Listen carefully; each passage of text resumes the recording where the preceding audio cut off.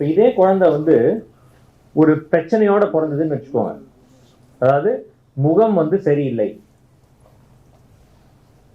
அப்படின்னா அதுக்கு காரணம் என்னன்னு பார்த்தீங்கன்னா, முகத்துல வந்து நம்ம மண்டை ஓடு இருக்கு. முகத்திலேயே நிறைய சின்ன சின்ன எலும்பு பார்த்தீங்கன்னா எல்லாம் ஒவ்வொன்றும் சின்ன சின்ன எலும்புகள். அதே மாதிரி நம்ம மண்டை ஓடும் பார்த்தீங்கன்னா கிட்டத்தட்ட ஒரு 7-8 போன்ஸ் இருக்கு. இப்போ நம்ம மண்டை ஓடு பிறக்கிறப்ப சின்னதாக இருந்து ஒரு டப்பா மாதிரி இருந்துச்சுன்னு வச்சுக்கோங்க.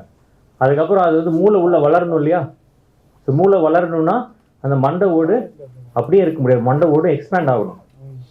ஸோ அதேனால தான் இந்த மாதிரி அந்த சின்ன சின்ன கோடு போட்டிருக்கலையா, அதெல்லாம் பேர் வந்து சூச்சர்ஸ். ஸோ இதெல்லாம் மண்டை ஓடு அப்படியே வந்து பெருசாகும். பட் சில குழந்தைங்களுக்கு என்ன ஆகும்னு பார்த்தீங்கன்னா, அந்த மண்டை ஓடு அந்த சூச்சர்ஸ் ஒழுங்கா கூடாது, சீக்கிரமாக கூடிடும், பிறந்த உடனே கூடிடும். அதனால என்ன ஆகும்னா தலையோட ஷேப்பே வேறு மாதிரி ஆகிடும். பார்த்தீங்கன்னா இங்கே எப்படி இருக்கு பாருங்க. ஸோ ஒரு மாதிரி மண்டை வந்து சைடில் பெருசாக இருக்குது, ஒன்று வந்து மேலே கோபுரம் மாதிரி இருக்குது, இன்னொன்று வந்து தலை வீங்கி இருக்குது. இது மட்டும் இல்லாமல் வேறு நிறைய பிரச்சனைகளும் வரும். ஸோ இதெல்லாம் இப்படி தான் இருக்கும் குழந்தை. லைட் ஆஃப் பண்ணிடலாமா ஒரு நிமிஷம்?